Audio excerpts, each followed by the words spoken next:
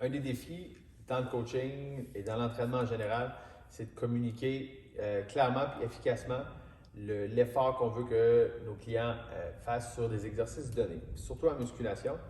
Puis, un des outils qui va nous aider à mieux communiquer l'effort que je demande, ça va être l'outil qui s'appelle les répétitions en réserve. Okay? Fait que ça, c'est l'acronyme que je vais utiliser. Fait que si vous voyez ça dans vos programmes, RER, ben, ça réfère à répétition en réserve. Okay? Donc là, le problème, le défi, c'est que l'effort que moi je demande, ce soit l'effort que vous fassiez lors de votre programme. Okay? Fait que si je demande un effort modéré, ben, c'est que l'effort soit modéré, dépendamment du cycle d'entraînement dans lequel on se trouve. Alors, pour s'imaginer ce genre d'effort-là, ce qu'on peut faire, c'est aussitôt que vous complétez une série, peu importe l'exercice donné, vous faites une série, okay? Que ce soit un press, un split squat, puis à la fin de cette série-là, c'est de déposer les poids, puis réfléchir vraiment de façon le plus précis possible, de façon la plus précise possible, combien de répétitions supplémentaires vous auriez été en mesure de faire. Okay? Fait que, dépendamment de votre réponse, vous allez avoir une idée justement de l'effort que vous avez donné.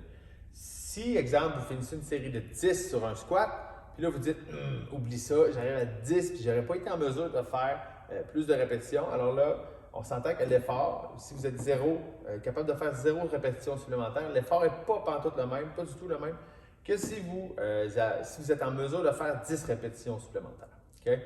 Alors, à la fin d'une série, l'idée, c'est de s'asseoir et juste réfléchir, dire OK, combien de répétitions de plus j'aurais pu faire? Fait qu'en ayant ce mindset-là, on est en mesure de mieux prescrire des efforts. Je vais vous expliquer 4 différentes formules pour y arriver. Okay? Fait que c'est pas un outil parfait, okay? C'est pas un outil parfait, mais c'est quand même assez pratique de pratiquer justement cette évaluation-là de son effort.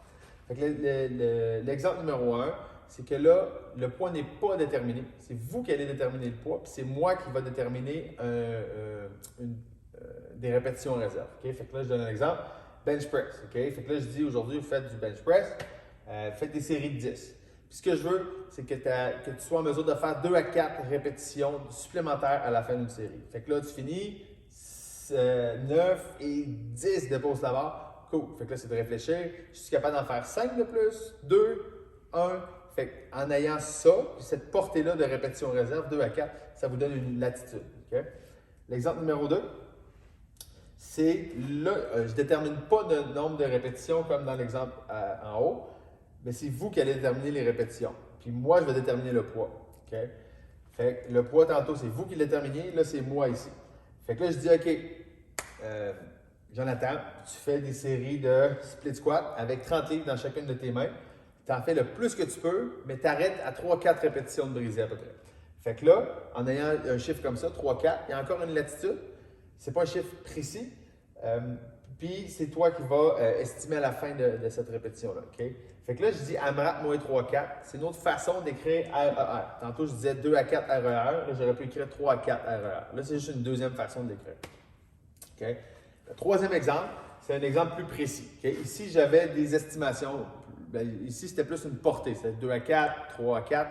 Mais là, il y a des cas où est-ce que là, on va avoir le chiffre qui est plus petit. Parce qu'on s'entend qu'un RER, des répétitions en réserve, si j'ai 10 répétitions en réserve versus une répétition en réserve, on s'entend que l'effort n'est pas du tout le même. Puis plus le chiffre va rapetisser, plus ça veut dire que l'effort demandé va être exigeant. Okay? Fait que, exemple ici, fait que là, je prends back squat, je fais 5 séries de 3 à 1 RER. Fait que là, ça veut dire que 2 puis 3. Okay? Si je me reste 1 là-dedans, parfait. Okay? Fait que quand ça va être plus précis comme ça va être par définition, bien souvent, ce qui va arriver, ça va être des charges plus lourdes, pas mal. Okay? Fait que là, exemple, on va travailler plus autour de 90% du 1RM. Okay? Autour de. Il y en a pour qui ça va être 87, d'autres 92. Mais l'idée, c'est de comprendre que c'est un effort plus exigeant quand le RER est petit. Et non seulement c'est un effort plus exigeant, mais c'est plus précis.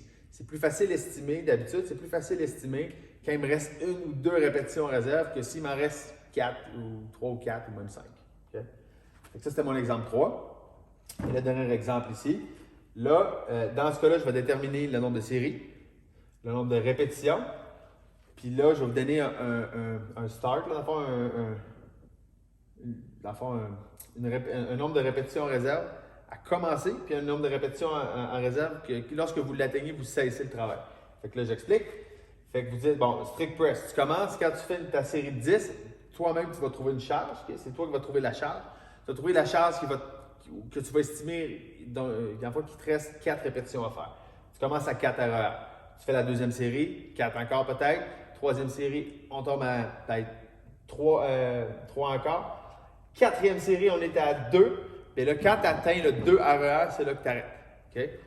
Fait qu'aussitôt que tu atteins ton 2 RER, c'est là que tu cesses la série. Fait que j'espère que vous pouvez voir ici qu'en commençant avec un chiffre plus haut, l'effort plus haut, l'effort est plus faible. Puis à mesure que vous évoluez dans les séries, le chiffre diminue. Donc, l'effort est plus élevé. Okay? C'est une relation peut-être un peu inverse, si on veut. Puis, dans ces cas-là, moi, ce que je vais faire bien souvent, c'est que je vais déterminer un nombre maximal de séries. C'est-à-dire, bon, ben, après 5 séries, arrête, ou 6, pour éviter que l'on fasse trop de séries. Okay? Fait un outil qui est pratique pour déterminer, comme on communique ensemble l'effort, ça s'appelle les répétitions réserve.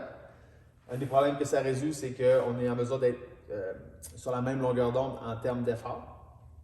Et puis, là, je vous ai donné 4 différents contextes dans lesquels je vais utiliser ça dans votre programme.